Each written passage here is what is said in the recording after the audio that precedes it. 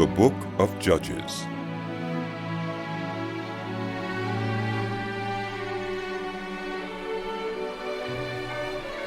After the death of Joshua, the Israelites asked the Lord, "Who of us is to go up first to fight against the Canaanites?" The Lord answered, "Judah shall go up. I have given the land into their hands." The men of Judah then said to the Simeonites, their fellow Israelites, "Come up with us into the territory allotted to us to fight against the Canaanites. We in turn will go with you into yours." So the Simeonites went with them. When Judah attacked, the Lord gave the Canaanites and Perizzites into their hands, and they struck down 10,000 men at Bezek.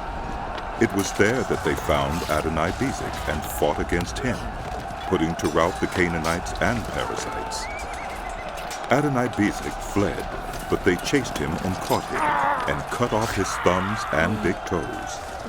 Then Adoni-Bezek said, 70 kings with their thumbs and big toes cut off have picked up scraps under my table. Now God has paid me back for what I did to them." They brought him to Jerusalem, and he died there. The men of Judah attacked Jerusalem also and took it. They put the city to the sword and set it on fire. After that, Judah went down to fight against the Canaanites living in the hill country, the Negev, and the western foothills. They advanced against the Canaanites living in Hebron, formerly called Kiriath Arba, and defeated Sheshai, Uhiman, and Talmai. From there they advanced against the people living in Debir, formerly called Kiriath Sepher. And Caleb said, "I will give my daughter Aksah in marriage to the man who attacks and captures Kiriath Sepher."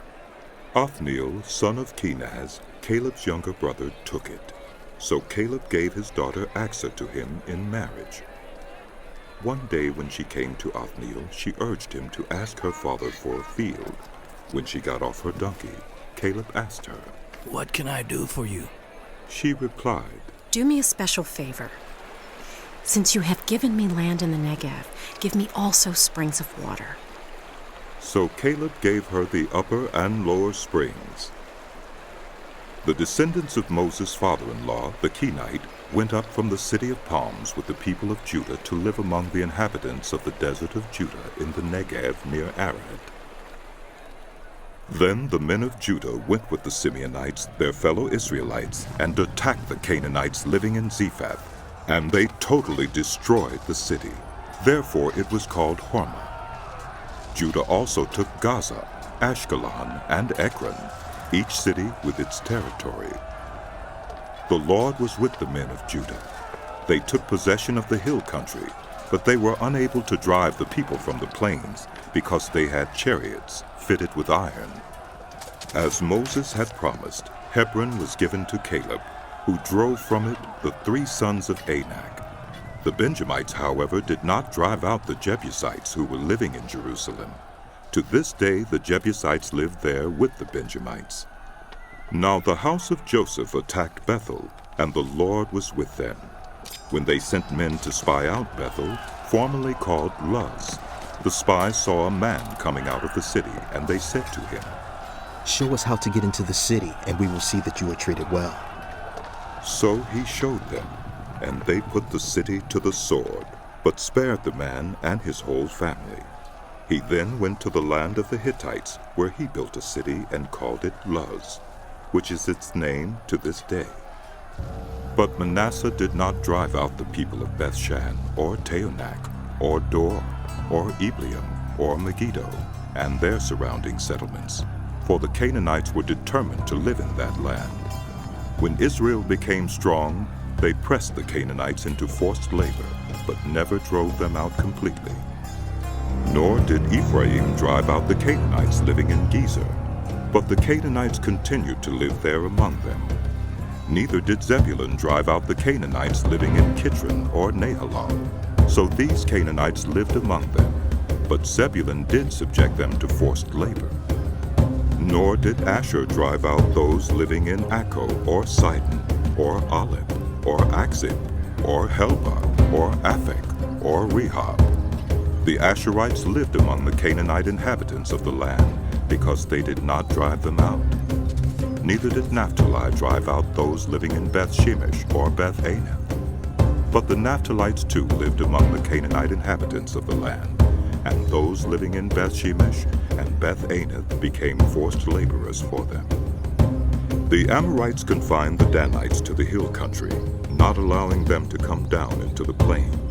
And the Amorites were determined also to hold out in Mount Heres, Ajalon, and Shaalbim. But when the power of the house of Joseph increased, they too were pressed into forced labor.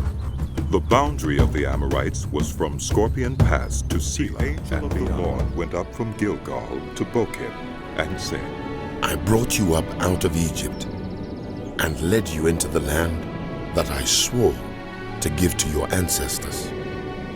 I said, I will never break my covenant with you, and you shall not make a covenant with the people of this land, but you shall break down their altars. Yet you have disobeyed me. Why have you done this? And I have also said, I will not drive them out before you. They will become traps for you, and their gods will become snares to you. When the angel of the Lord had spoken these things to all the Israelites, the people wept aloud, and they called that place Bochim. There they offered sacrifices to the Lord. After Joshua had dismissed the Israelites, they went to take possession of the land, each to their own inheritance. The people served the Lord throughout the lifetime of Joshua and of the elders who outlived him, and who had seen all the great things the Lord had done for Israel. Joshua, son of Nun, the servant of the Lord, died at the age of 110, and they buried him in the land of his inheritance at Timnath-Heres in the hill country of Ephraim, north of Mount Gaash. After that whole generation had been gathered to their ancestors, another generation grew up who knew neither the Lord nor what he had done for Israel. Then the Israelites did evil in the eyes of the Lord and served the Baals. They forsook the Lord, the God of their ancestors who had brought them out of Egypt. They followed and worshipped various gods of the peoples around them. They aroused the Lord's anger because they forsook him and served Baal and the Ashtoreths. In his anger against Israel, the Lord gave them into the hands of raiders who plundered them. He sold them into the hands of their enemies all around, whom they were no longer able to resist. Whenever Israel went out to fight, the hand of the Lord was against them to defeat them, just as he had sworn to them. They were in great distress. Then the Lord raised up judges who saved them out of the hands of these raiders. Yet they would not listen to their judges, but prostituted themselves to other gods and worshipped them. Unlike their ancestors, they quickly turned from following the way of their ancestors, the way of obedience to the Lord's commands. Whenever the Lord raised up a judge for them, he was with the judge and saved them out of the hands of their enemies as long as the judge lived. For the Lord relented because of their groaning under those who oppressed and afflicted them. But when the judge died, the people returned to ways even more corrupt than those of their ancestors, following other gods and serving and worshiping them. They refused to give up their evil practices and stubborn ways. Therefore the Lord was very angry with Israel and said, Because this nation has violated the covenant I ordained for their ancestors, and has not listened to me, I will no longer drive out before them any of the nations Joshua left when he died. I will use them to test Israel and see whether they will keep the way of the Lord and walk in it as their ancestors did. The Lord had allowed those nations to remain. He did not drive them out at once by giving them into the nations the Lord left to test all those Israelites who had not experienced any of the wars in Canaan.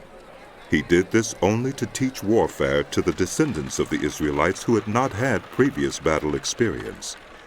The 5 rulers of the Philistines, all the Canaanites, the Sidonians, and the Hivites living in the Lebanon mountains, from Mount Baal Hermon to Lebo Hamath. They were left to test the Israelites to see whether they would obey the Lord's commands, which he had given their ancestors through Moses. The Israelites lived among the Canaanites, Hittites, Amorites, Perizzites, Hivites, and Jebusites. They took their daughters in marriage and gave their own daughters to their sons, and served their gods. The Israelites did evil in the eyes of the Lord. They forgot the Lord their God, and served the Baals and the Ushiras. The anger of the Lord burned against Israel, so that he sold them into the hands of Cushan-Rishathaim, king of Aram-Naharaim, to whom the Israelites were subject for 8 years. But when they cried out to the Lord, he raised up for them a deliverer, Othniel, son of Kenaz, Caleb's younger brother, who saved them. The Spirit of the Lord came on him, so that he became Israel's judge, and went to war. The Lord gave Cushan-Rishathaim, king of Aram, into the hands of Othniel, who overpowered him. So the land had peace for 40 years, until Othniel, son of Kenaz, died. Again the Israelites did evil in the eyes of the Lord.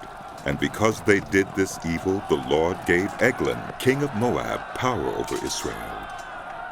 Getting the Ammonites and the Amalekites to join him, Eglon came and attacked Israel, and they took possession of the city of palms. The Israelites were subject to Eglon, king of Moab, for 18 years.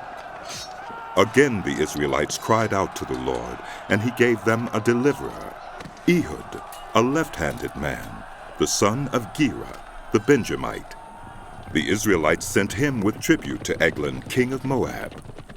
Now Ehud had made a double-edged sword about a cubit long, which he strapped to his right thigh under his clothing. He presented the tribute to Eglon, king of Moab, who was a very fat man. After Ehud had presented the tribute, he dismissed those who had carried it. But on reaching the stone images near Gilgal, he himself went back to Eglon and said, Your Majesty, I have a secret message for you. The king said to his attendants, Leave us. And they all left. Ehud then approached him while he was sitting alone in the upper room of his palace and said, I have a message from God for you. As the king rose from his seat, Ehud reached with his left hand, drew the sword from his right thigh, and plunged it into the king's belly. Even the handle sank in after the blade, and his bowels discharged. Ehud did not pull the sword out, and the fat closed in over it. Then Ehud went out to the porch. He shut the doors of the upper room behind him and locked them. After he had gone, the servants came and found the doors of the upper room locked. They said, He must be relieving himself in the inner room of the palace. They waited to the point of embarrassment. But when he did not open the doors of the room, they took a key and unlocked them. There they saw their lord fallen to the floor, dead. While they waited, Ehud got away. He passed by the stone images and escaped to Seirah. When he arrived there, he blew a trumpet in the hill country of Ephraim, and the Israelites went down with him from the hills, with him leading them. Follow me, he ordered, for the Lord has given Moab, your enemy, into your hands. So they followed him down and took possession of the fords of the Jordan that led to Moab. They allowed no one to cross over. At that time they struck down about 10,000 Moabites, all vigorous and strong. Not one escaped. That day Moab was made subject to Israel, and the land had peace for 80 years. After Ehud came Shamgar, son of Anath, who struck down 600 Philistines with an ox goad. He too saved Israel. Again the Israelites did evil in the eyes of the Lord, now that Ehud was dead. So the Lord sold them into the hands of Jabin, king of Canaan, who reigned in Hazor. Sisera, the commander of his army, was based in Harosheth Hagoyim. Because he had 900 chariots fitted with iron and had cruelly oppressed the Israelites for 20 years, they cried to the Lord for help. Now Deborah, a prophet, the wife of Lapidoth, was leading Israel at that time. She held court under the palm of Deborah between Ramah and Bethel in the hill country of Ephraim, and the Israelites went up to her to have their disputes decided. She sent for Barak, son of Abinoam from Kedesh in Naphtali, and said to him, "The Lord, the God of Israel, commands you, go, take with you 10,000 men of Naphtali and Zebulun, and lead them up to Mount Tabor. I will lead Sisera, the commander of Jabin's army, with his chariots and his troops, to the Kishon River, and give him into your hands." Barak said to her, If you go with me, I will go. But if you don't go with me, I won't go. "Certainly, I will go with you. said Deborah. But because of the course you are taking, the honor will not be yours, for the Lord will deliver Sisera into the hands of a woman." So Deborah went with Barak to Kedesh. There Barak summoned Zebulun and Naphtali, and 10,000 men went up under his command. Deborah also went up with him. Now Heber the Kenite had left the other Kenites, the descendants of Hobab, Moses' brother-in-law, and pitched his tent by the great tree in Zaonaim near Kedesh. When they told Sisera that Barak, son of Abinoam, had gone up to Mount Tabor, Sisera summoned from Harosheth Hagoyim to the Kishon River all his men and his 900 chariots fitted with iron. Then Deborah said to Barak, "Go! This is the day the Lord has given Sisera into your hands. Has not the Lord gone ahead of you?" So Barak went down Mount Tabor with 10,000 men following him. At Barak's advance, the Lord routed Sisera and all his chariots and army by the sword, and Sisera got down from his chariot and fled on foot. Barak pursued the chariots and army as far as Harosheth Hagoyim, and all Sisera's troops fell by the sword. Not a man was left. Sisera meanwhile fled on foot to the tent of Jael, the wife of Heber the Kenite, because there was an alliance between Jabin, king of Hazor, and the family of Heber the Kenite. Jael went out to meet Sisera and said to him, "Come, my lord, come right in. Don't be afraid." So he entered her tent, and she covered him with a blanket. "I'm thirsty," he said. "Please, give me some water." She opened a skin of milk, gave him a drink, and covered him up. "Stand in the doorway of the tent," he told her. "If anyone comes by and asks you, 'Is there a man in here?' say no." But Jael, Heber's wife, picked up a tent peg and a hammer and went quietly to him while he lay fast asleep, exhausted.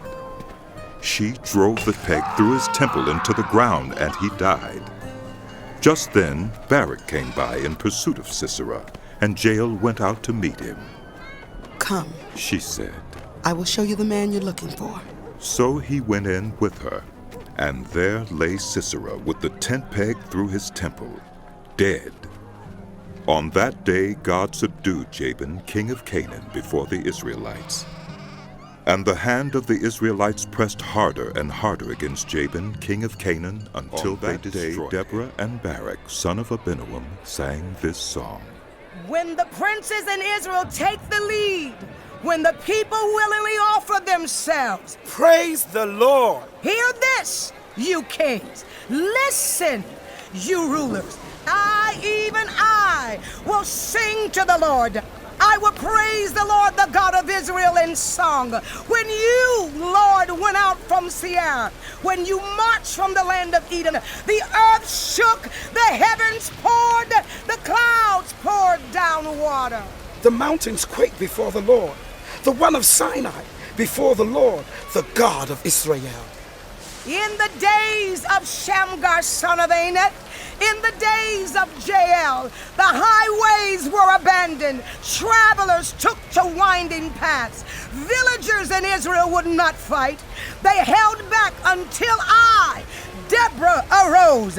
Until I arose, a mother in Israel. God chose new leaders when war came to the city gates, but not a shield or spear was seen among 40,000 in Israel. My heart is with Israel's princes, with the willing volunteers among the people. Praise the Lord! You who ride on white donkeys, sitting on your saddle blankets, and you who walk along the road, consider the voice of the singers at the watering places. They recite the victories of the Lord, the victories of his villages in Israel. Then the people of the Lord went down to the city gates. Wake up! Wake up! Deborah, wake up! Wake up! Break out in song! Arise, Barak! Take captive your captives. Son of Abinoam, the remnant of the nobles came down. The people of the Lord came down to me against the mighty. Some came from Ephraim, whose roots were in Amalek. Benjamin was with the people who followed you. From Machir, captains came down. From Zebulun, those who bear commander's staff. The princes of Issachar were with Deborah. Yes, Issachar was with Barak, sent under his command into the valley. In the districts of Reuben, there was much searching of heart. Why did you stay among the sheep pens to hear the whistling for the flocks? In the districts of Reuben, there was much searching of heart. Gilead stayed beyond the Jordan. And Dan, why did he linger by the ships? Asher remained on the coast and stayed in his coves. The people of Zebulun risked their very lives. So did Naphtali on the terrace fields. Kings came. They fought. The kings of Canaan fought. At Tanakh by the waters of Megiddo, they took no plunder of silver. From the heavens the stars fought. From their courses they fought against Sisera. The river Kishon swept them away. The age-old river, the river Kishon. March on, my soul, be strong. Then thundered the horses' hooves galloping. Galloping go his mighty steeds.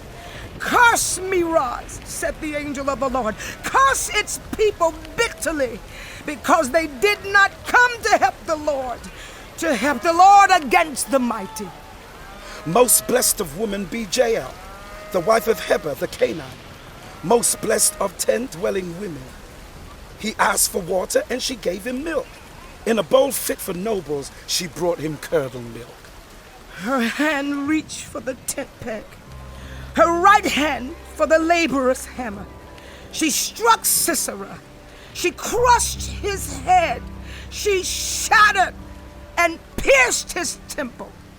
At her feet he sank. He fell. There he lay. At her feet he sank. He fell. Where he sank, there he fell, dead. Through the window peered Sisera's mother. Behind the lattice she cried out, "Why is his chariot so long in coming? Why is the clatter of his chariots delayed?" The wisest of her ladies answered her, "Indeed," she keeps saying to herself, "are they not finding and dividing the spoils? A woman or two for each man, colorful garments as plunder for Sisera? Colorful garments embroidered, highly embroidered garments for my neck. All this as plunder? So may all your enemies perish, Lord. But may all who love you be like the sun when it rises in its strength." Then the land had peace, for the Israelites did evil in the eyes of the Lord, and for 7 years he gave them into the hands of the Midianites. Because the power of Midian was so oppressive, the Israelites prepared shelters for themselves in mountain clefts, caves, and strongholds. Whenever the Israelites planted their crops, the Midianites, Amalekites, and other eastern peoples invaded the country. They camped on the land and ruined the crops all the way to Gaza, and did not spare a living thing for Israel, neither sheep, nor cattle, nor donkeys. They came up with their livestock and their tents like swarms of locusts. It was impossible to count them or their camels. They invaded the land to ravage it. Midian so impoverished the Israelites that they cried out to the Lord for help. When the Israelites cried out to the Lord because of Midian, he sent them a prophet who said, "This is what the Lord, the God of Israel, says. I brought you up out of Egypt, out of the land of slavery. I rescued you from the hand of the Egyptians. and I delivered you from the hand of all your oppressors. I drove them out before you and gave you their land. I said to you, I am the Lord your God. Do not worship the gods of the Amorites, in whose land you live. But you have not listened to me. The angel of the Lord came and sat down under the oak in Ophrah that belonged to Joash the Abiezrite, where his son Gideon was threshing wheat in a winepress to keep it from the Midianites. When the angel of the Lord appeared to Gideon, he said, "The Lord is with you, mighty warrior." "Pardon me, my lord." Gideon replied, "But if the Lord is with us, why has all this happened to us?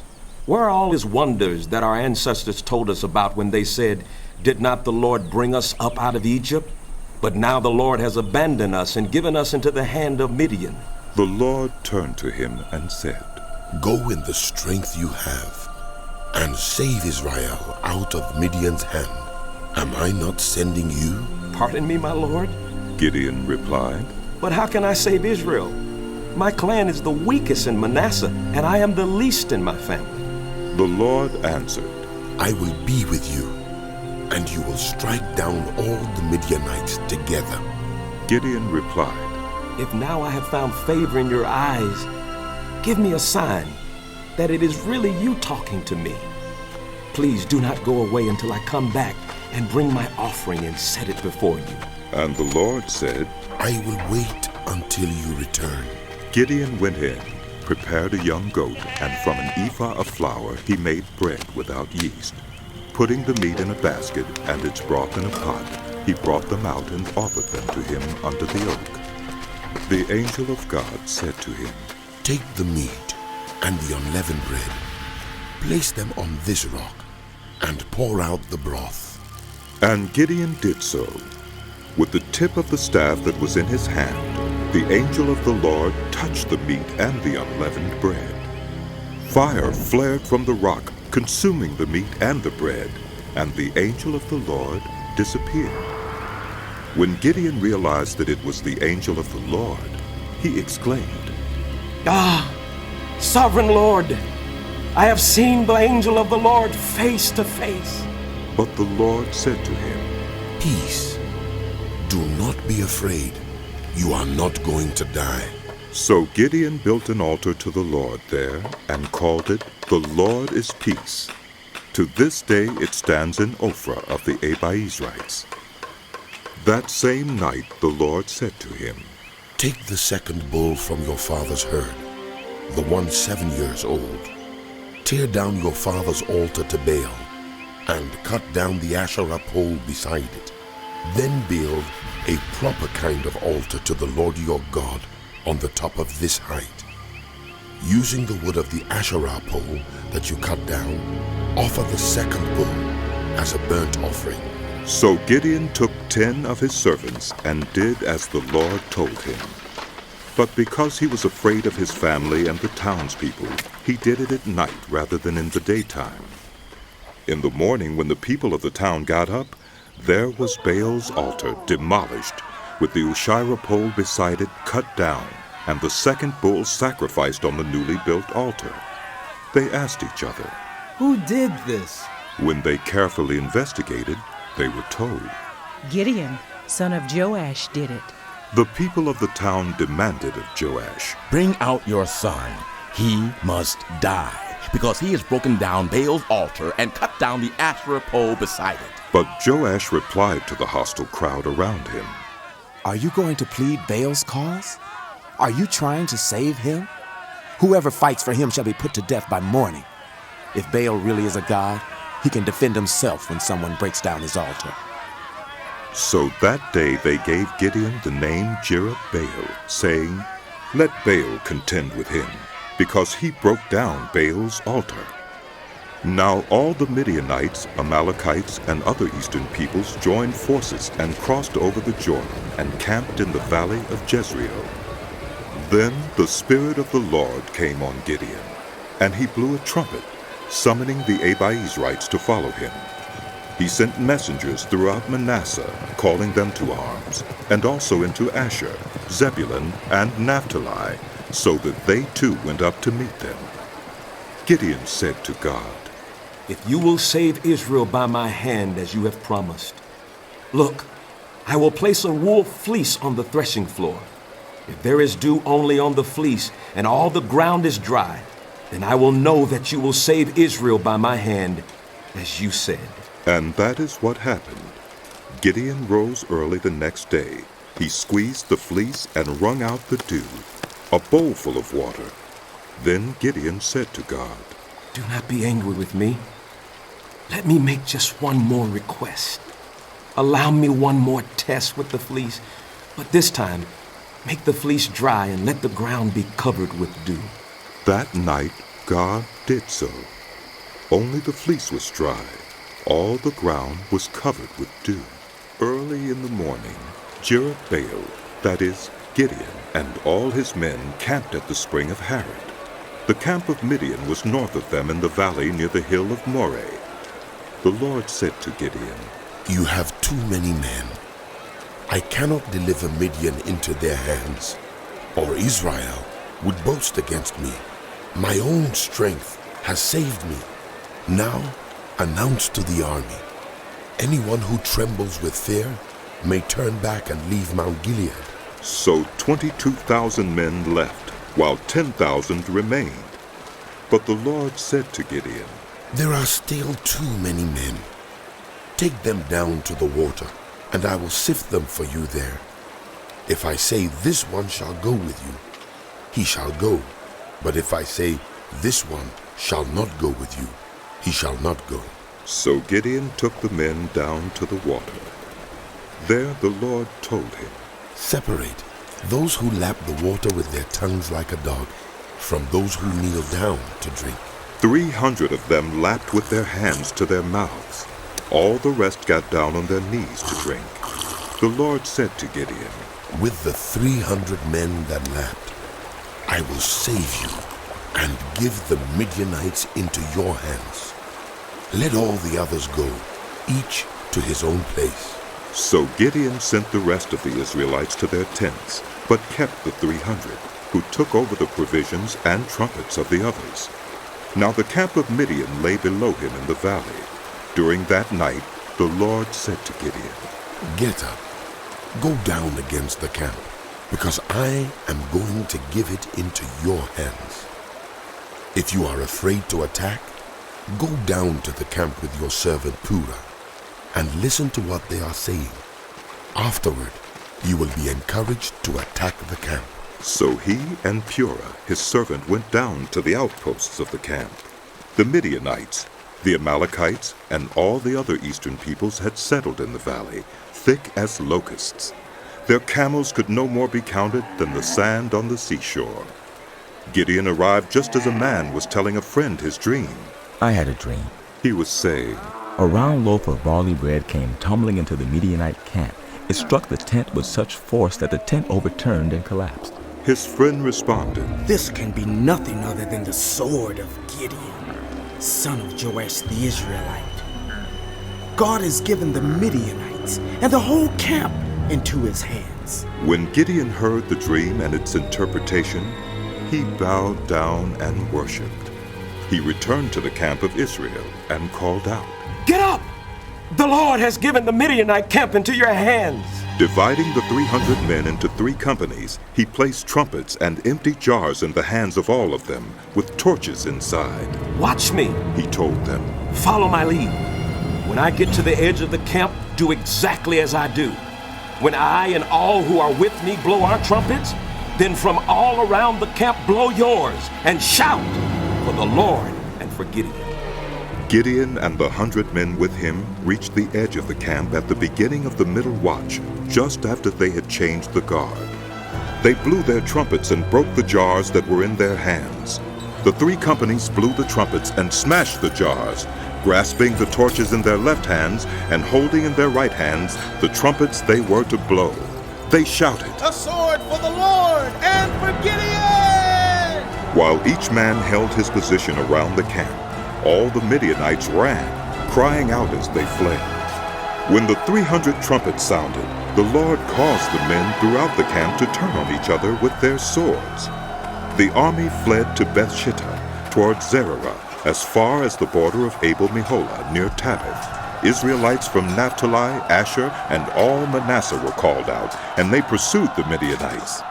Gideon sent messengers throughout the hill country of Ephraim, saying, "Come down against the Midianites and seize the waters of the Jordan ahead of them as far as Beth-barah." So all the men of Ephraim were called out, and they seized the waters of the Jordan as far as Beth-barah. They also captured 2 of the Midianite leaders, Oreb and Zeeb. They killed Oreb at the rock of Oreb, and Zeeb at the winepress of Zeeb. They pursued the Midianites and brought the heads of Oreb and Zeeb to Gideon, who asked Gideon, "Why have you treated us like this? Why didn't you call us when you went to fight Midian?" And they challenged him vigorously, but he answered them, "What have I accomplished compared to you? Aren't the gleanings of Ephraim's grapes better than the full grape harvest of Abiezer? God gave Oreb and Zeeb, the Midianite leaders, into your hands. What was I able to do compared to you?" At this, their resentment against him subsided. Gideon and his 300 men, exhausted yet keeping up the pursuit, came to the Jordan and crossed it. He said to the men of Succoth, "Give my troops some bread. They are worn out, and I am still pursuing Zebah and Zalmunna, the kings of Midian." But the officials of Succoth said, "Do you already have the hands of Zebah and Zalmunna in your possession? Why should we give bread to your troops?" Then Gideon replied, "Just for that. When the Lord has given Zebah and Zalmunna into my hand, I will tear your flesh with desert thorns and briars." From there he went up to Peniel and made the same request of them. But they answered as the men of Succoth had. So he said to the men of Peniel, "When I return in triumph, I will tear down this tower." Now Zebah and Zalmunna were in Karkor with a force of about 15,000 men, all that were left of the armies of the eastern peoples. 120,000 swordsmen had fallen. Gideon went up by the route of the nomads east of Nobah and Jotbaha and attacked the unsuspecting army. Zebah and Zalmunna, the 2 kings of Midian, fled, but he pursued them and captured them, routing their entire army. Gideon, son of Joash, then returned from the battle by the pass of Heres. He caught a young man of Succoth and questioned him, and the young man wrote down for him the names of the 77 officials of Succoth, the elders of the town. Then Gideon came and said to the men of Succoth, "Here are Zebah and Zalmunna, about whom you taunted me by saying, 'Do you already have the hands of Zebah and Zalmunna in your possession?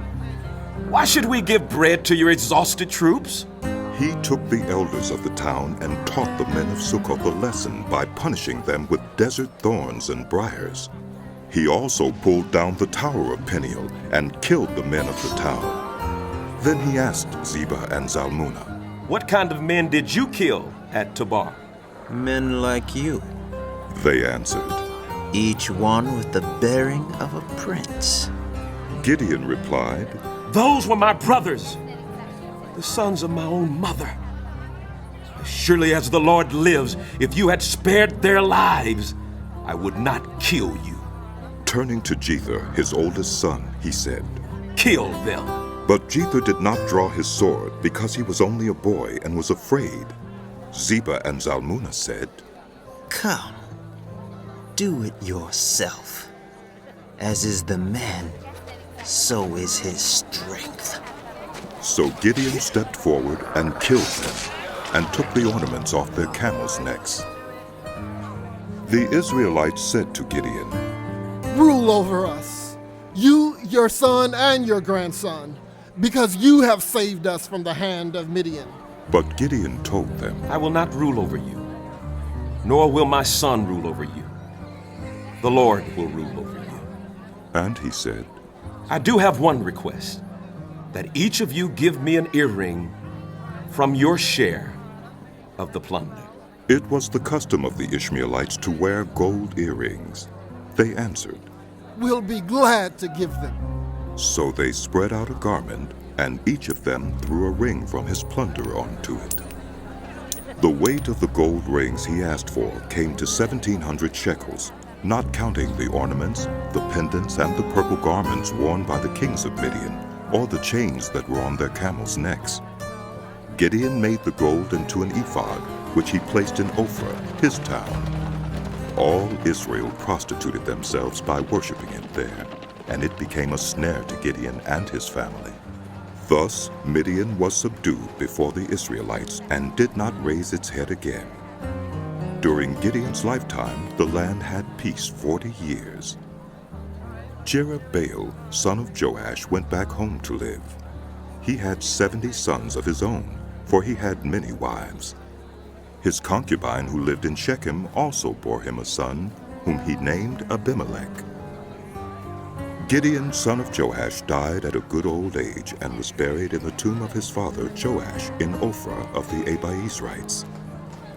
No sooner had Gideon died than the Israelites again prostituted themselves to the Baals.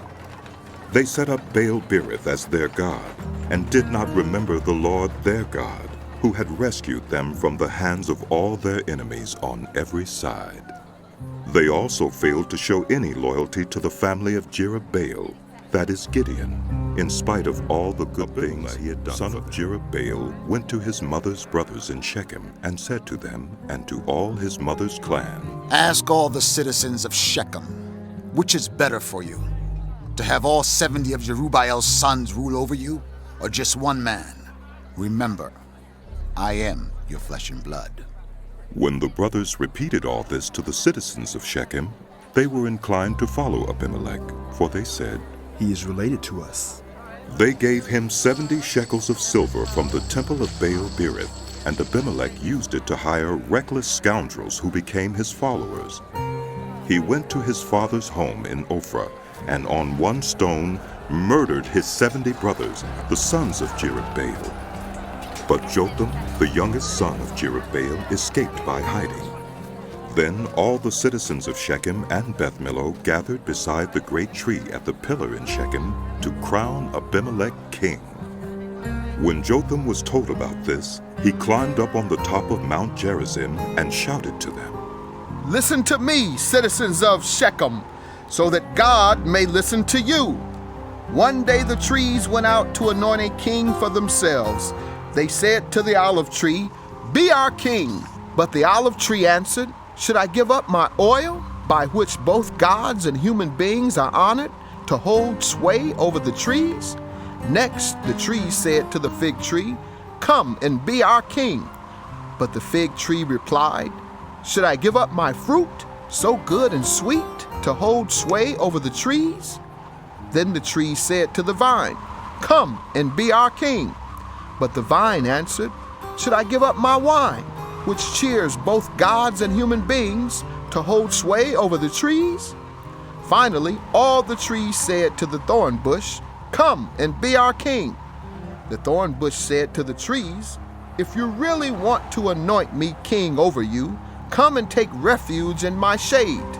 But if not, then let fire come out of the thorn bush and consume the cedars of Lebanon.'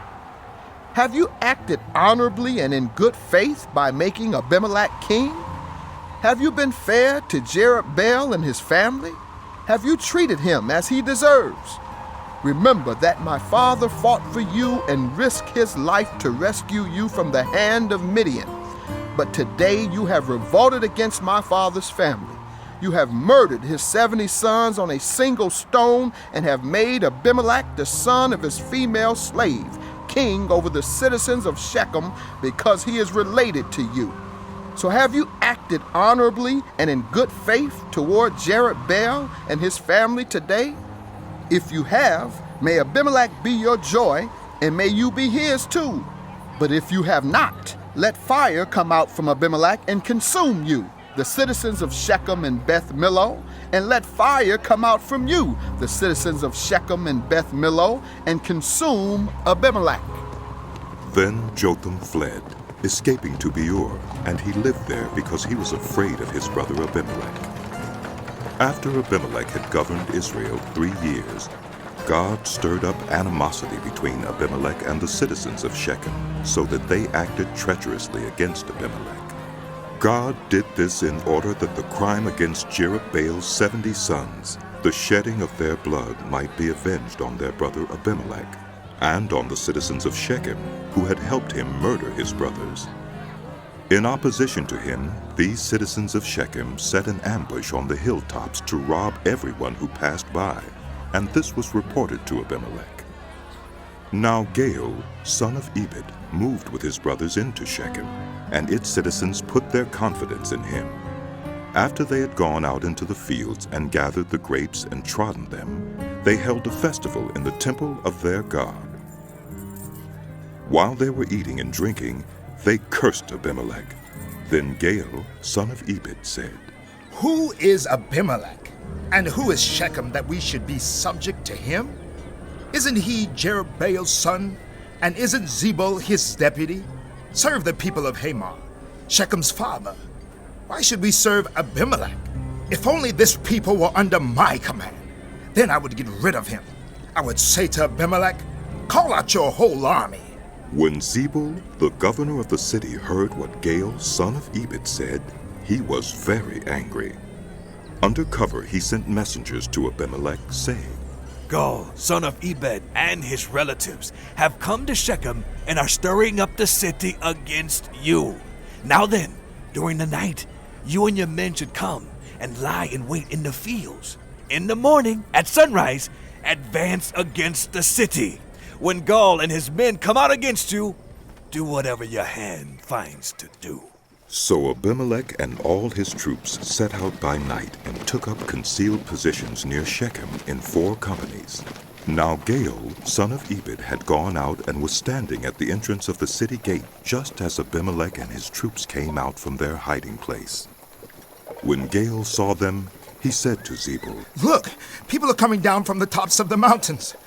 Zebul replied, You mistake the shadows of the mountains for men. But Gaal spoke up again. "Look, people are coming down from the central hill, and a company is coming from the direction of the diviner's tree." Then Zebul said to him, Where is your big talk now? You who said, Who is Abimelech that we should be subject to him? Aren't these the men you ridiculed? Go out and fight them. So Gaal led out the citizens of Shechem and fought Abimelech. Abimelech chased him all the way to the entrance of the gate, and many fell slain as they fled. Abimelech stayed in Arumah, and Zebul drove Gaal and his relatives out of Shechem. The next day, the people of Shechem went out to the fields, and this was reported to Abimelech. So he took his troops, divided them into 3 companies, and set an ambush in the fields. When he saw the people coming out of the city, he rose to attack them. Abimelech and the companies with him rushed forward to a position at the entrance of the city gate. Then 2 companies attacked those in the fields and struck them down. All that day Abimelech pressed his attack against the city until he had captured it and killed its people. Then he destroyed the city and scattered salt over it. On hearing this, the citizens in the Tower of Shechem went into the stronghold of the temple of El-berith. When Abimelech heard that they had assembled there, he and all his men went up to Mount Zalmon. He took an axe and cut off some branches which he lifted to his shoulders. He ordered the men with him, "Quick, do what you have seen me do." So all the men cut branches and followed Abimelech. They piled them against the stronghold and set it on fire with the people still inside. So all the people in the Tower of Shechem, about 1,000 men and women, also died. Next Abimelech went to Thebez and besieged it and captured it. Inside the city, however, was a strong tower to which all the men and women, all the people of the city, had fled. They had locked themselves in and climbed up on the tower roof. Abimelech went to the tower and attacked it. But as he approached the entrance to the tower to set it on fire, a woman dropped an upper millstone on his head and cracked his skull. Hurriedly he called to his armor-bearer, "Draw your sword and kill me, so that they can't say a woman killed him." So his servant ran him through, and he died. When the Israelites saw that Abimelech was dead, they went home. Thus God repaid the wickedness that Abimelech had done to his father by murdering his 70 brothers. God also made the people of Shechem pay for all their wickedness. The curse of Jotham, son of Jerubbaal, came on them.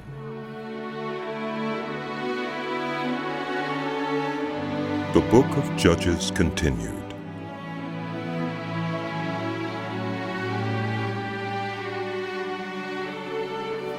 After the time of Abimelech, a man of Issachar named Tola, son of Puah, the son of Dodo, rose to save Israel. He lived in Shamer, in the hill country of Ephraim. He led Israel 23 years, then he died and was buried in Shamer. He was followed by Jair of Gilead, who led Israel 22 years. He had 30 sons who rode 30 donkeys. They controlled 30 towns in Gilead, which to this day are called Havoth Jair. When Jair died, he was buried in Canaan.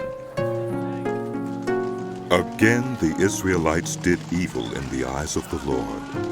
They served the Baals and the Ashtoreths, and the gods of Aram, the gods of Sidon, the gods of Moab, the gods of the Ammonites, and the gods of the Philistines. And because the Israelites forsook the Lord and no longer served him, he became angry with them. He sold them into the hands of the Philistines and the Ammonites, who that year shattered and crushed them. For 18 years they oppressed all the Israelites on the east side of the Jordan in Gilead, the land of the Amorites. The Ammonites also crossed the Jordan to fight against Judah, Benjamin, and the house of Ephraim, and Israel was in great distress. Then the Israelites cried out to the Lord. We have sinned against you, forsaking our God and serving the Baals. The Lord replied, When the Egyptians, the Amorites, the Ammonites, the Philistines, the Sidonians, the Amalekites, and the Maonites oppressed you, and you cried to me for help, did I not save you from their hands? But you have forsaken me and served other gods, so I will no longer save you. Go and cry out to the gods you have chosen. Let them save you when you are in trouble. But the Israelites said to the Lord, We have sinned. Do with us whatever you think best. But please, rescue us now. Then they got rid of the foreign gods among them and served the Lord, and he could bear Israel's misery no longer. When the Ammonites were called to arms and camped in Gilead, the Israelites assembled and camped at Mizpah. The leaders of the people of Gilead said to each other, Whoever will take the lead in attacking the Ammonites will be head over all who live in Gilead. Jephthah, the Gileadite, was a mighty warrior. His father was Gilead. His mother was a prostitute. Gilead's wife also bore him sons, and when they were grown up, they drove Jephthah away. You are not going to get any inheritance in our family, they said, because you are the son of another woman. So Jephthah fled from his brothers and settled in the land of Tob, where a gang of scoundrels gathered around him and followed him. Some time later, when the Ammonites were fighting against Israel, the elders of Gilead went to get Jephthah from the land of Tob. Come, they said, be our commander so we can fight the Ammonites. Jephthah said to them, Didn't you hate me and drive me from my father's house? Why do you come to me now when you're in trouble? The elders of Gilead said to him, Nevertheless, we are turning to you now. Come with us to fight the Ammonites, and you will be head over all of us who live in Gilead. Jephthah answered, Suppose you take me back to fight the Ammonites, and the Lord gives them to me. Will I really be your head? The elders of Gilead replied, The Lord is our witness. We will certainly do as you say. So Jephthah went with the elders of Gilead, and the people made him head and commander over them. And he repeated all his words before the Lord in Mizpah. Then Jephthah sent messengers to the Ammonite king with the question, What do you have against me that you have attacked my country? The king of the Ammonites answered Jephthah's messengers, When Israel came up out of Egypt, they took away my land from the Arnon to the Jabbok, all the way to the Jordan. Now give it back peaceably. Jephthah sent back messengers to the Ammonite king, saying, This is what Jephthah says. Israel did not take the land of Moab or the land of the Ammonites. But when they came up out of Egypt, Israel went through the wilderness to the Red Sea and on to Kadesh. Then Israel sent messengers to the king of Edom, saying, Give us permission to go through your country. But the king of Edom would not listen. They sent also to the king of Moab, and he refused. So Israel stayed at Kadesh. Next they traveled through the wilderness, skirted the lands of Edom and Moab, passed along the eastern side of the country of Moab, and camped on the other side of the Arnon. They did not enter the territory of Moab, for the Arnon was its border. Then Israel sent messengers to Sihon, king of the Amorites, who ruled in Heshbon, and said to him, Let us pass through your country to our own place. Sihon, however, did not trust Israel to pass through his territory. He mustered all his army and encamped at Jahaz and fought with Israel. Then the Lord, the God of Israel, gave Sihon and his whole army into Israel's hands, and they defeated them. Israel took over all the land of the Amorites who lived in that country, capturing all of it from the Arnon to the Jabbok, and from the desert to the Jordan. Now since the Lord, the God of Israel, has driven the Amorites out before his people Israel, what right have you to take it over? Will you not take what your God Chemosh gives you? Likewise, whatever the Lord our God has given us, we will possess. Are you any better than Balak, son of Zippor, king of Moab? Did he ever quarrel with Israel or fight with them? For 300 years, Israel occupied Heshbon, Aroer, the surrounding settlements, and all the towns along the Arnon. Why didn't you retake them during that time? I have not wronged you, but you are doing me wrong by waging war against me. Let the Lord, the judge, decide the dispute this day between the Israelites and the Ammonites. The king of Ammon, however, paid no attention to the message Jephthah sent him. Then the Spirit of the Lord came on Jephthah. He crossed Gilead and Manasseh, passed through Mizpah of Gilead, and from there he advanced against the Ammonites, and Jephthah made a vow to the Lord. If you give the Ammonites into my hands, whatever comes out of the door of my house to meet me when I return in triumph from the Ammonites will be the Lord's, and I will sacrifice it as a burnt offering. Then Jephthah went over to fight the Ammonites, and the Lord gave them into his hands. He devastated 20 towns from Aurora to the vicinity of Minnith, as far as Abel-Keramim. Thus Israel subdued Ammon. When Jephthah returned to his home in Mizpah, who should come out to meet him but his daughter, dancing to the sound of timbrels? She was an only child. Except for her, he had neither son nor daughter. When he saw her, he tore his clothes and cried, No, my daughter, you have brought me down, and I am devastated. I have made a vow to the Lord that I cannot break. My father, she replied, you have given your word to the Lord. Do to me, just as you promised, now that the Lord has avenged you of your enemies, the Ammonites. But grant me this one request. She said, Give me 2 months to roam the hills and weep with my friends, because I will never marry. You may go, he said, and he let her go for 2 months. She and her friends went into the hills and wept because she would never marry. After the 2 months, she returned to her father, and he did to her as he had vowed, and she was a virgin.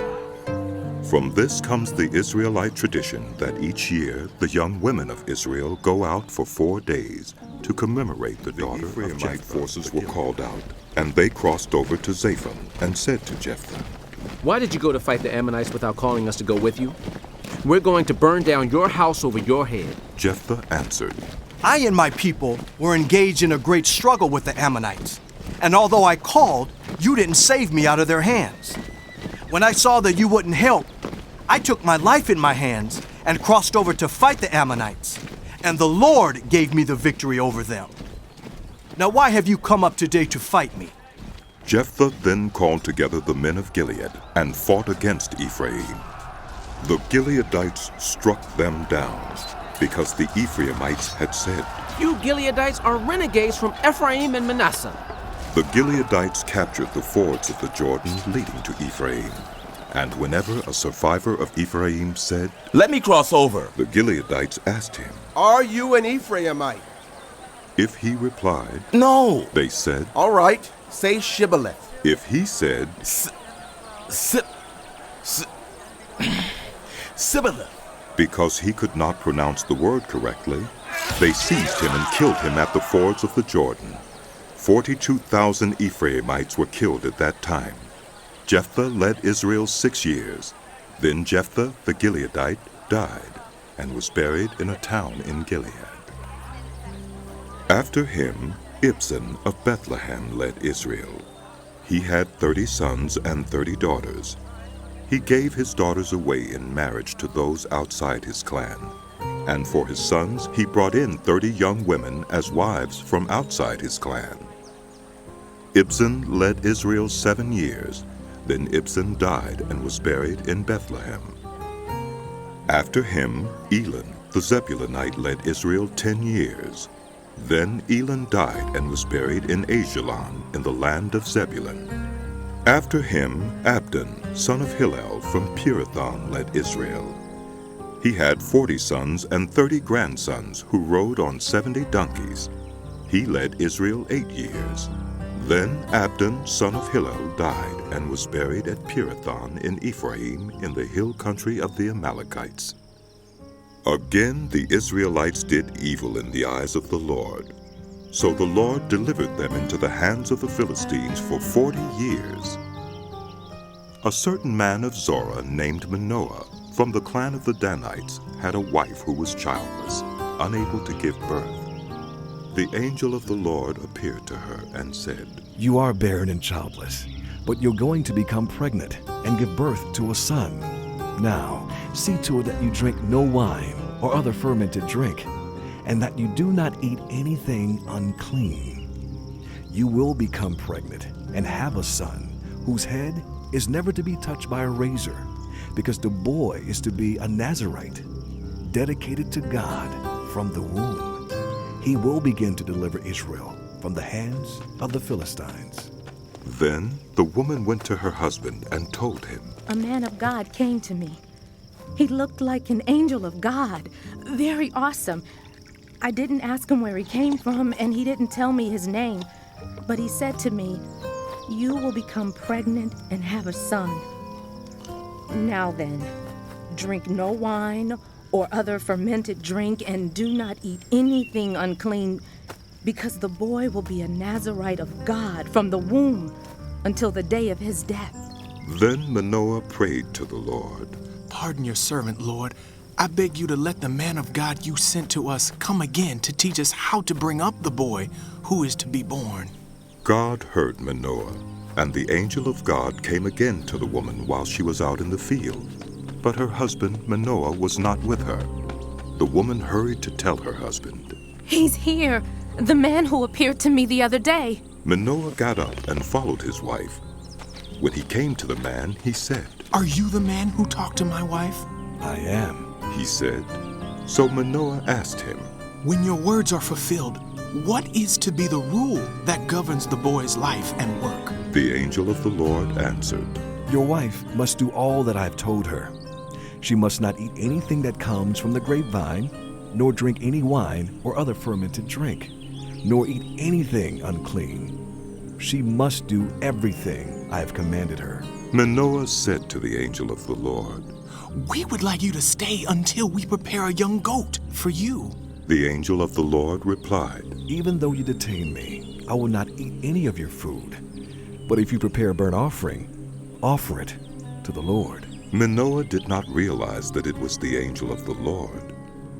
Then Manoah inquired of the angel of the Lord, What is your name, so that we may honor you when your word comes true?" He replied, "Why do you ask my name? It is beyond understanding." Then Manoah took a young goat, together with the grain offering, and sacrificed it on a rock to the Lord. And the Lord did an amazing thing while Manoah and his wife watched. As the flame blazed up from the altar toward heaven, the angel of the Lord ascended in the flame. Seeing this, Manoah and his wife fell with their faces to the ground. When the angel of the Lord did not show himself again to Manoah and his wife, Manoah realized that it was the angel of the Lord. We are doomed to die, he said to his wife. We have seen God. But his wife answered, If the Lord had meant to kill us, he would not have accepted a burnt offering and grain offering from our hands, nor shown us all these things, or now told us this. The woman gave birth to a boy and named him Samson. He grew, and the Lord blessed him. And the Spirit of the Lord began to stir him while he was in Mahaneh Dan, between Zor Samson went down to Timnah, and saw there a young Philistine woman. When he returned, he said to his father and mother, I have seen a Philistine woman in Timnah. Now get her for me as my wife. His father and mother replied, Isn't there an acceptable woman among your relatives or among all our people? Must you go to the uncircumcised Philistines to get a wife? But Samson said to his father, Get her for me. She's the right one for me. His parents did not know that this was from the Lord, who was seeking an occasion to confront the Philistines, for at that time they were ruling over Israel. Samson went down to Timnah together with his father and mother. As they approached the vineyards of Timnah, suddenly a young lion came roaring toward him. The Spirit of the Lord came on him in power, so that he tore the lion apart with his bare hands, as he might have torn a young goat. But he told neither his father nor his mother what he had done. Then he went down and talked with the woman, and he liked her. Some time later, when he went back to marry her, he turned aside to look at the lion's carcass, and in it he saw a swarm of bees and some honey. He scooped out the honey with his hands and ate as he went along. When he rejoined his parents, he gave them some, and they too ate it. But he did not tell them that he had taken the honey from the lion's carcass. Now his father went down to see the woman, and there Samson held a feast, as was customary for young men. When the people saw him, they chose 30 men to be his companions. Let me tell you a riddle, Samson said to them. If you can give me the answer within the 7 days of the feast, I will give you 30 linen garments and 30 sets of clothes. If you can't tell me the answer, you must give me 30 linen garments and 30 sets of clothes. Tell us your riddle, they said. Let's hear it. He replied, Out of the eater, something to eat. Out of the strong, something sweet. For 3 days they could not give the answer. On the 4th day, they said to Samson's wife, Coax your husband into explaining the riddle for us, or we will burn you and your father's household to death. Did you invite us here to steal our property? Then Samson's wife threw herself on him, sobbing. You hate me. You don't really love me. You've given my people a riddle, but you haven't told me the answer. I haven't even explained it to my father or mother, he replied. So why should I explain it to you? She cried the whole 7 days of the feast. So on the 7th day he finally told her, because she continued to press him. She in turn explained the riddle to her people. Before sunset on the 7th day, the men of the town said to him, What is sweeter than honey? What is stronger than a lion? Samson said to them, If you had not plowed with my heifer, you would not have solved my riddle. Then the Spirit of the Lord came on him in power. He went down to Ashkelon, struck down 30 of their men, stripped them of everything, and gave their clothes to those who had explained the riddle. Burning with anger, he returned to his father's home, and Samson's wife was given to one of his companions who had attended him at the feast. Later on, at the time of wheat harvest, Samson took a young goat and went to visit his wife. He said, I'm going to my wife's room. But her father would not let him go in. Oh, I was so sure you hated her, he said, that I gave her to your companion. Isn't her younger sister more attractive? Take her instead. Samson said to them, This time I have a right to get even with the Philistines. I will really harm them. So he went out and caught 300 foxes and tied them tail to tail in pairs. He then fastened a torch to every pair of tails, lit the torches, and let the foxes loose in the standing grain of the Philistines. He burned up the shocks and standing grain, together with the vineyards and olive groves. When the Philistines asked, "Who did this?" they were told, Samson, the Timnite son-in-law, because his wife was given to his companion. So the Philistines went up and burned her and her father to death. Samson said to them, "Since you have acted like this, I swear that I won't stop until I get my revenge on you." He attacked them viciously and slaughtered many of them. Then he went down and stayed in a cave in the rock of Etam. The Philistines went up and camped in Judah, spreading out near Lehi. The people of Judah asked, "Why have you come to fight us?" "We have come to take Samson prisoner," they answered, "to do to him as he did to us." Then 3,000 men from Judah went down to the cave in the rock of Etam and said to Samson, "Don't you realize that the Philistines are rulers over us? What have you done to us?" He answered, "I merely did to them what they did to me." They said to him, "We've come to tie you up and hand you over to the Philistines." Samson said, "Swear to me that you won't kill me yourselves." Agreed. They answered, "We will only tie you up and hand you over to them. We will not kill you." So they bound him with 2 new ropes and led him up from the rock. As he approached Lehi, the Philistines came toward him shouting. The Spirit of the Lord came on him in power. The ropes on his arms became like charred flax, and the bindings dropped from his hands. Finding a fresh jawbone of a donkey, he grabbed it and struck down 1,000 men. Then Samson said, "With a donkey's jawbone I have made donkeys of them. With a donkey's jawbone I have killed 1,000 men." When he finished speaking, he threw away the jawbone, and the place was called Ramoth Lehi. Because he was very thirsty, he cried out to the Lord, "You have given your servant this great victory. Must I now die of thirst and fall into the hands of the uncircumcised?" Then God opened up the hollow place in Lehi, and water came out of it. When Samson drank, his strength returned, and he revived. So the spring was called En-Hakkore, and it is still there in Lehi. Samson led Israel for 20 years in the days Samson went to Gaza, where he saw a prostitute. He went in to spend the night with her. The people of Gaza were told, "Samson is here." So they surrounded the place and lay in wait for him all night at the city gate. They made no move during the night, saying, "At dawn, we'll kill him." But Samson lay there only until the middle of the night. Then he got up and took hold of the doors of the city gate, together with the 2 posts, and tore them loose, bar and all. He lifted them to his shoulders and carried them to the top of the hill that faces Hebron. Some time later, he fell in love with a woman in the valley of Sorek, whose name was Delilah. The rulers of the Philistines went to her and said, "See if you can lure him into showing you the secret of his great strength and how we can overpower him so we may tie him up and subdue him. Each one of us will give you 1,100 shekels of silver." So Delilah said to Samson, "Tell me the secret of your great strength and how you can be tied up and subdued." Samson answered her, "If anyone ties me with 7 fresh thongs that have not been dried, I become as weak as any other man." Then the rulers of the Philistines brought her 7 fresh thongs that had not been dried, and she tied him with them. With men hidden in the room, she called to him. "Samson, the Philistines are upon you!" But he snapped the thongs as easily as a piece of string snaps when it comes close to a flame.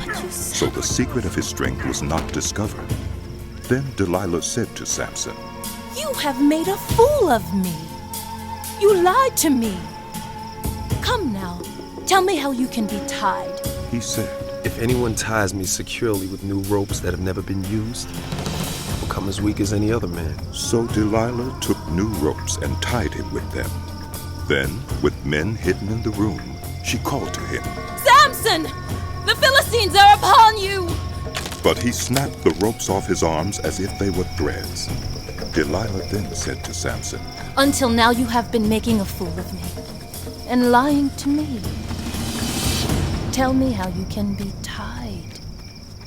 He replied, If you weave the 7 braids of my head into the fabric on the loom and tighten it with a pin, I'll become as weak as any other man. So while he was sleeping, Delilah took the 7 braids of his head, wove them into the fabric, and tightened it with a pin.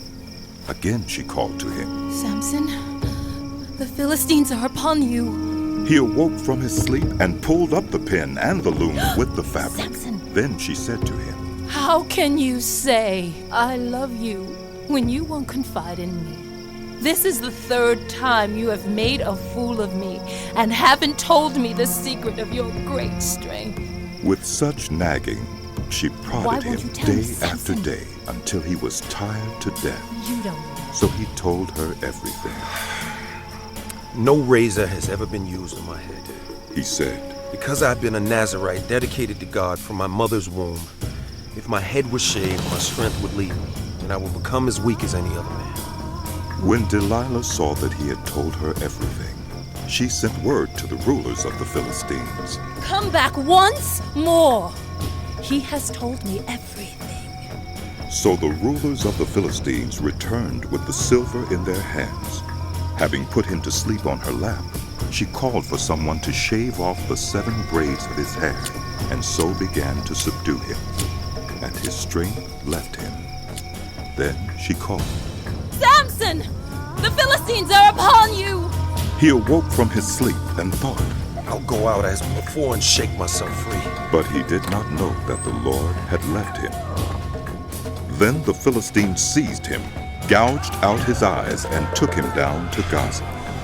Binding him with bronze shackles, they set him to grinding grain in the prison. But the hair on his head began to grow again after it had been shaved. Now the rulers of the Philistines assembled to offer a great sacrifice to Dagon, their god, and to celebrate, saying, Our God has delivered Samson, our enemy, into our hands. When the people saw him, they praised their God, saying, Our God has delivered our enemy into our hands, the one who laid waste our land and multiplied our slain. While they were in high spirits, they shouted, Bring out Samson to entertain us! So they called Samson out of the prison, and he performed for them. When they stood him among the pillars, Samson said to the servant who held his hand, Put me where I can feel the pillars that support the temple, so that I may lean against them. Now the temple was crowded with men and women. All the rulers of the Philistines were there, and on the roof were about 3,000 men and women watching Samson perform. Then Samson prayed to the Lord. Sovereign Lord, remember me. Please, God, strengthen me just once more, and let me with one blow get revenge on the Philistines for my 2 eyes. Then Samson reached toward the 2 central pillars on which the temple stood. Bracing himself against them, his right hand on the one and his left hand on the other, Samson said, Let me die with the Philistines! Then he pushed with all his might, and down came the temple on the rulers and all the people in it. Thus he killed many more when he died than when he lived. Then his brothers and his father's whole family went down to get him. They brought him back and buried him between Zorah and Eshtaol in the tomb of Manoah, his father. He had led Israel named Micah from the hill country of Ephraim, said to his mother, The 1,100 shekels of silver that were taken from you, and about which I heard you utter a curse. I have that silver. With me, I took it. Then his mother said, The Lord bless you, my son. When he returned the 1,100 shekels of silver to his mother, she said, I solemnly consecrate my silver to the Lord for my son, to make an image overlaid with silver. I will give it back to you. So after he returned the silver to his mother, she took 200 shekels of silver and gave them to a silversmith, who used them to make the idol. And it was put in Micah's house. Now this man Micah had a shrine, and he made an ephod and some household gods, and installed one of his sons as his priest. In those days Israel had no king. Everyone did as they saw fit.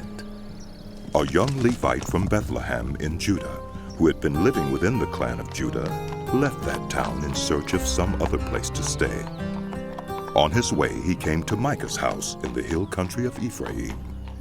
Micah asked him, "Where are you from?" "I am a Levite from Bethlehem in Judah," he said, "and I'm looking for a place to stay." Then Micah said to him, "Live with me, and be my father and priest, and I'll give you 10 shekels of silver a year, your clothes and your food." So the Levite agreed to live with him, and the young man became like one of his sons to him. Then Micah installed the Levite, and the young man became his priest and lived in his house.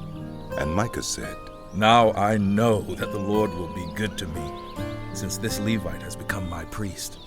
In those days Israel had no king. And in those days the tribe of the Danites were seeking a place of their own where they might settle, because they had not yet come into an inheritance among the tribes of Israel. So the Danites sent 5 of their leading men from Zorah and Eshtaol to spy out the land and explore it. These men represented all the Danites. They told them, "Go explore the land." So they entered the hill country of Ephraim and came to the house of Micah, where they spent the night. When they were near Micah's house, they recognized the voice of the young Levite. So they turned in there and asked him, "Who brought you here? What are you doing in this place? Why are you here?" He told them what Micah had done for him and said, "He has hired me, and I am his priest." Then they said to him, "Please inquire of God to learn whether our journey will be successful." The priest answered them, "Go in peace. Your journey has the Lord's approval." So the 5 men left and came to Laish, where they saw that the people were living in safety, like the Sidonians, unsuspecting and secure. And since their land lacked nothing, they were prosperous. Also, they lived a long way from the Sidonians and had no relationship with anyone else. When they returned to Zorah and Eshtaol, the Danites asked them, "How did you find things?" They answered, "Come on, let's attack them. We have seen the land, and it is very good. Aren't you going to do something? Don't hesitate to go there and take it over. When you get there, you will find an unsuspecting people and a spacious land that God has put into your hands, a land that lacks nothing whatever." Then 600 men of the Danites, armed for battle, set out from Zorah and Eshtaol. On their way, they set up camp near Kiriath-Jearim in Judah. This is why the place west of Kiriath-Jearim is called Mahaneh Dan to this day. From there, they went on to the hill country of Ephraim and came to Micah's house. Then the 5 men who had spied out the land of Laish said to their fellow Danites, "Do you know that one of these houses has an ephod, some household gods, and an image overlaid with silver? Now you know what to do." So they turned in there and went to the house of the young Levite at Micah's place and greeted him. The 600 Danites armed for battle stood at the entrance of the gate. The 5 men who had spied out the land went inside and took the idol, the ephod, and the household gods, while the priest and the 600 armed men stood at the entrance of the gate. When the 5 went into Micah's house and took the idol, the ephod, and the household gods, the priest said to them, "What are you doing?" They answered him, "Be quiet.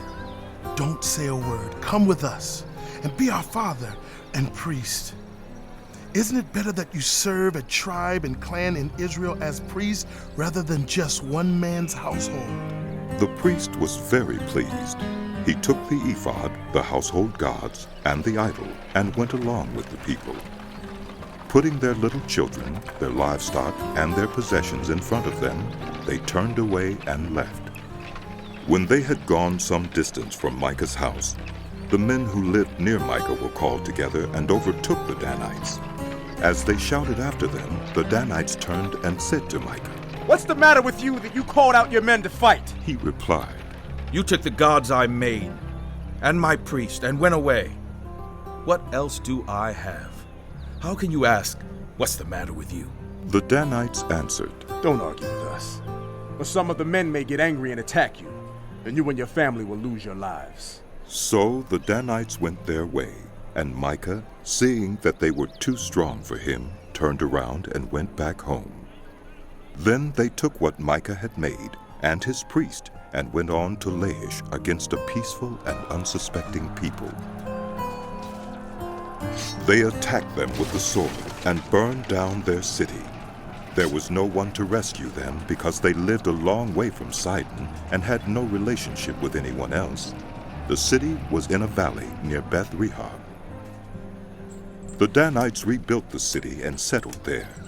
They named it Dan, after their ancestor Dan, who was born to Israel, though the city used to be called Laish. There the Danites set up for themselves the idol, and Jonathan, son of Gershom, the son of Moses, and his sons were priests for the tribe of Dan until the time of the captivity of the land. They continued to use the idol Micah had made all the time the house of God was in those days Israel had no king. Now a Levite who lived in a remote area in the hill country of Ephraim took a concubine from Bethlehem in Judah. But she was unfaithful to him. She left him and went back to her parents' home in Bethlehem, Judah. After she had been there 4 months, her husband went to her to persuade her to return. He had with him his servant and 2 donkeys. She took him into her parents' home, and when her father saw him, he gladly welcomed him. His father-in-law, the woman's father, prevailed on him to stay. So he remained with him 3 days, eating and drinking and sleeping there. On the 4th day, they got up early, and he prepared to leave. But the woman's father said to his son-in-law, Refresh yourself with something to eat, then you can go. So the 2 of them sat down to eat and drink together. Afterward, the woman's father said, Please, stay tonight and enjoy yourself. And when the man got up to go, his father-in-law persuaded him, so he stayed there that night. On the morning of the 5th day, when he rose to go, the woman's father said, Refresh yourself. Wait till afternoon. So the 2 of them ate together. Then when the man, with his concubine and his servant, got up to leave, his father-in-law, the woman's father, said, Now look, it's almost evening. Spend the night here.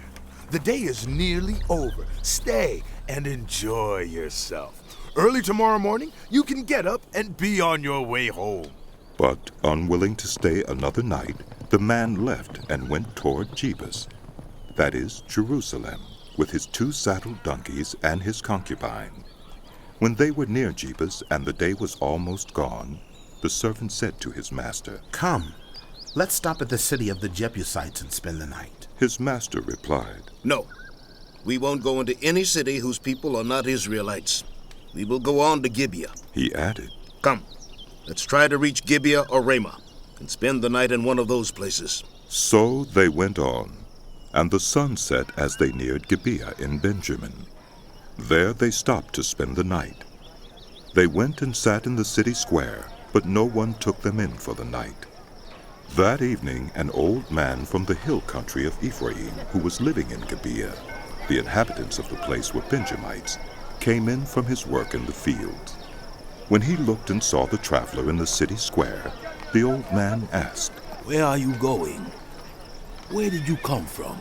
He answered, We are on our way from Bethlehem in Judah to a remote area in the hill country of Ephraim, where I live. I have been to Bethlehem in Judah, and now I am going to the house of the Lord. No one has taken me in for the night. We have both straw and fodder for our donkeys, and bread and wine for ourselves, your servants. Me, the woman, and the young man with us. We don't need anything. You are welcome at my house, the old man said. Let me supply whatever you need. Only don't spend the night in the square. So he took him into his house and fed his donkeys. After they had washed their feet, they had something to eat and drink. While they were enjoying themselves, some of the wicked men of the city surrounded the house. Pounding on the door, they shouted to the old man who owned the house. Bring out the man who came to your house so we can have sex with him. The owner of the house went outside and said to them, "No, my friends, don't be so vile. Since this man is my guest, don't do this outrageous thing. Look, here is my virgin daughter and his concubine. I will bring them out to you now, and you can use them and do to them whatever you wish. But as for this man, don't do such an outrageous thing." But the men would not listen to him. So the man took his concubine and sent her outside to them, and they raped her and abused her throughout the night, and at dawn they let her go.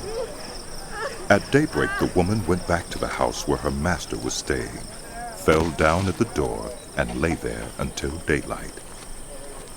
When her master got up in the morning and opened the door of the house and stepped out to continue on his way, there lay his concubine, fallen in the doorway of the house, with her hands on the threshold. He said to her, "Get up, let's go." But there was no answer. Then he put her on his donkey and set out for home. When he reached home, he took a knife and cut up his concubine limb by limb into 12 parts and sent them into all the areas of Israel. Everyone who saw it said, "Such a thing has never been seen or done, not since the day the Israelites came up out of Egypt." Think about it. Consider it. All the Israelites from Dan to Beersheba and from the land of Gilead came out with one accord and assembled before the Lord in Mizpah. The leaders of all the people of the tribes of Israel took their places in the assembly of the people of God. 400,000 soldiers armed with swords. The Benjamites heard that the Israelites had gone up to Mizpah. Then the Israelites said, "Tell us how this awful thing happened." So the Levite, the husband of the murdered woman, said, "I and my concubine came to Gibeah in Benjamin to spend the night. During the night, the men of Gibeah came after me and surrounded the house, intending to kill me. They raped my concubine, and she died. I took my concubine, cut her into pieces, and sent one piece to each region of Israel's inheritance, because they committed this lewd and outrageous act in Israel. Now, all you Israelites, speak up and give your verdict." All the people rose with one accord, saying, "None of us will go home. No, not one of us will return to his house. But now this is what we'll do to Gibeah. We'll go up against it as the lot directs. We'll take 10 men out of every 100 from all the tribes of Israel, and 100 from 1,000, and 1,000 from 10,000 to get provisions for the army. Then, when the army arrives at Gibeah in Benjamin, it can give them what they deserve for this outrageous act done in Israel." So all the Israelites got together and united against the city with one accord. The tribes of Israel sent messengers throughout the tribe of Benjamin, saying, "What about this awful crime that was committed among you? Now turn those wicked men of Gibeah over to us, so that we may put them to death and purge the evil from Israel." But the Benjamites would not listen to their fellow Israelites. From their towns they came together at Gibeah to fight against the Israelites. At once the Benjamites mobilized 26,000 swordsmen from their towns, in addition to 700 able young men from those living in Gibeah. Among all these soldiers there were 700 who were left-handed, each of whom could sling a stone at a hair and not miss. Israel, apart from Benjamin, mustered 400,000 swordsmen, all of them fighting men. The Israelites went up to Bethel and inquired of God. They said, "Who of us is to go up first to fight against the Benjamites?" The Lord replied, "Judah shall go first." The next morning, the Israelites got up and pitched camp near Gibeah. The Israelites went out to fight the Benjamites and took up battle positions against them at Gibeah. The Benjamites came out of Gibeah and cut down 22,000 Israelites on the battlefield that day. But the Israelites encouraged one another and again took up their positions where they had stationed themselves the first day. The Israelites went up and wept before the Lord until evening, and they inquired of the Lord. They said, Shall we go up again to fight against the Benjamites, our fellow Israelites? The Lord answered, Go up against them. Then the Israelites drew near to Benjamin the second day. This time, when the Benjamites came out from Gibeah to oppose them, they cut down another 18,000 Israelites, all of them armed with swords. Then all the Israelites, the whole army, went up to Bethel, and there they sat weeping before the Lord. They fasted that day until evening, and presented burnt offerings and fellowship offerings to the Lord. And the Israelites inquired of the Lord. In those days the ark of the covenant of God was there, with Phinehas, son of Eleazar, the son of Aaron, ministering before it. They asked, Shall we go up again to fight against the Benjamites, our fellow Israelites, or not? The Lord responded, Go, for tomorrow I will give them into your hands. Then Israel set an ambush around Gibeah. They went up against the Benjamites on the third day and took up positions against Gibeah, as they had done before. The Benjamites came out to meet them and were drawn away from the city. They began to inflict casualties on the Israelites as before, so that about 30 of them fell in the open field and on the roads, the one leading to Bethel and the other to Gibeah, while the Benjamites were saying, We are defeating them as before. The Israelites were saying, Let's retreat and draw them away from the city to the roads. All the men of Israel moved from their places and took up positions at Baal Tamar, and the Israelite ambush charged out of its place on the west of Gibeah. Then 10,000 of Israel's able young men made a frontal attack on Gibeah. The fighting was so heavy that the Benjamites did not realize how near disaster was. The Lord defeated Benjamin before Israel, and on that day the Israelites struck down 25,100 Benjamites, all armed with swords. Then the Benjamites saw that they were beaten. Now the men of Israel had given way before Benjamin, because they relied on the ambush they had set near Gibeah. Those who had been in ambush made a sudden dash into Gibeah, spread out, and put the whole city to the sword. The Israelites had arranged with the ambush that they should send up a great cloud of smoke from the city, and then the Israelites would turn in the battle. The Benjamites had begun to inflict casualties on the Israelites, about 30, and they said, We are defeating them as in the first battle. But when the column of smoke began to rise from the city, the Benjamites turned and saw the smoke of the whole city going up into the sky. Then the Israelites turned on them, and the Benjamites were terrified because they realized that disaster had come on them. So they fled before the Israelites in the direction of the wilderness, but they could not escape the battle. And the Israelites who came out of the towns cut them down there. They surrounded the Benjamites, chased them, and easily overran them in the vicinity of Gibeah on the east. 18,000 Benjamites fell, all of them valiant fighters. As they turned and fled toward the wilderness to the rock of Rimmon, the Israelites cut down 5,000 men along the roads. They kept pressing after the Benjamites as far as Gidom, and struck down 2,000 more. On that day, 25,000 Benjamite swordsmen fell, all of them valiant fighters. But 600 men turned and fled into the wilderness to the rock of Rimmon, where they stayed 4 months. The men of Israel went back to Benjamin and put all the towns to the sword, including the animals and everything else they found. All the towns they came across, they set on had taken an oath at Mizpah. Not one of us will give his daughter in marriage to a Benjamite. The people went to Bethel, where they sat before God until evening, raising their voices and weeping bitterly. Lord God of Israel, they cried, why has this happened to Israel? Why should one tribe be missing from Israel today? Early the next day, the people built an altar and presented burnt offerings and fellowship offerings. Then the Israelites asked, Who from all the tribes of Israel has failed to assemble before the Lord?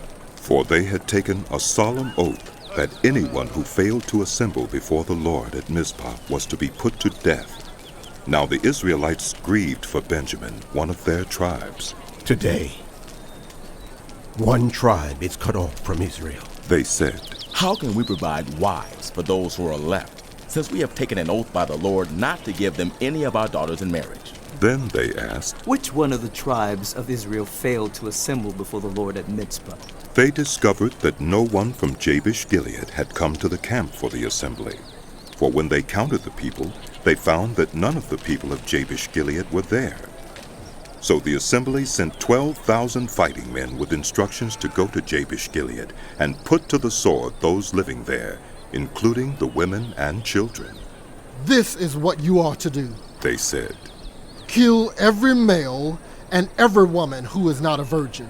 They found among the people living in Jabesh Gilead 400 young women who had never slept with a man, and they took them to the camp at Shiloh in Canaan.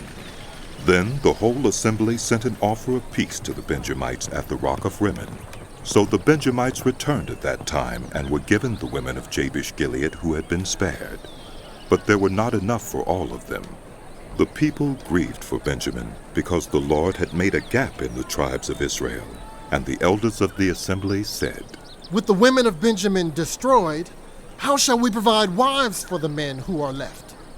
The Benjamite survivors must have heirs," they said, "so that a tribe of Israel will not be wiped out." "We can't give them our daughters as wives, since we Israelites have taken this oath. Cursed be anyone who gives a wife to a Benjamite." But look, there is the annual festival of the Lord in Shiloh, to the north of Bethel and east of the road that goes from Bethel to Shechem, and to the south of Lebonah. So they instructed the Benjamites, saying, "Go and hide in the vineyards and watch. When the young women of Shiloh come out to join in the dancing, then rush from the vineyards, and each of you seize a wife from the young women of Shiloh, and go to the land of Benjamin. When their fathers or brothers complain to us, we will say to them, 'Do us a kindness by helping them, because we did not get wives for them during the war. And you are innocent, since you did not give your daughters to them.'" So that is what the Benjamites did. While the young women were dancing, each man caught one and carried her off to be his wife. Then they returned to their inheritance and rebuilt the towns and settled in them. At that time, the Israelites left that place and went home to their tribes and clans, each to his own inheritance. In those days, Israel had no king. Everyone did as they saw fit.